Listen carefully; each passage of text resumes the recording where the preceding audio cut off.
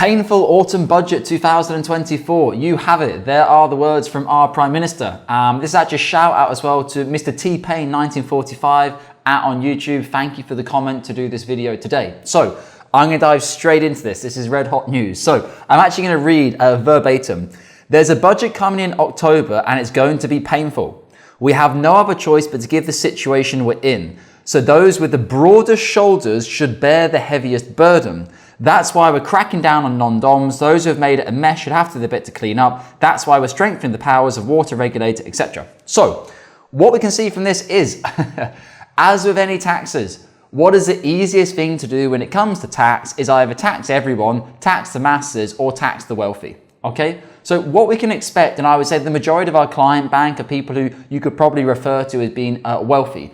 Most people have pension pots, they need advice on consolidation, etc. is normally because they've had a relatively professional career, whatever it might be, they've amassed assets. So for a lot of you watching this video, or anyone who's following our channel, or any of our existing clients, this is probably more than likely going to affect you. Now, how is it going to affect you? How is the UK government going to make it painful in the budget in October? Obviously, the dates are going to be released soon for that. Well, there's a couple of different areas, and I've been talking about this a lot on the channel already. I've been filming a lot of content today about it. Pensions is a key area. Will the 25% tax-free lump sum, or tax-free cash as we refer to it, remain? Will inheritance tax still not be applied to UK pension pots? Lifetime allowance, they've already told us, and necessarily told us before, that isn't going to be coming back into play. Capital gains, like how are they going to find this money and where are they going to find it from? Very often the lowest hanging fruit is from the people who have money, and it's clearly said here, those with the broadest shoulders will bear the heavier burden. So if we take those words by verbatim, it literally means people with more money will be paying higher rates of tax and will share a bigger burden of the responsibility than those without. So I'd like to get your comments below on what you think is going to change in the October budget. We are going to be following this in detail on the Cameron James channel and also in our advisory team. We were literally sharing this like wildfire yesterday when it came out. There are going to be some big changes, but this is also going to create a lot of interest and a lot of inquiries from clients. If you think any of the things I mentioned before are possibilities, you might want to try to get in touch and begin a conversation with us now in advance of the budget coming out in October for you to understand the situation. Now, it may well be the budget comes out and there's nothing you need to change, there's nothing you can do, it is what it is, but there's probably so many other areas of your financial planning that are inside your control. What CARE does in the October budget, you have no control over. I have no control over, Cameron James has no control over. What you do have control over is, are you maximising your pension contributions if you can? Are you maximising your ISA contributions? Do your kids have JISAs? Are you doing inheritance tax planning? Do you have your wills and estate planning in place? What's your mortgage rates?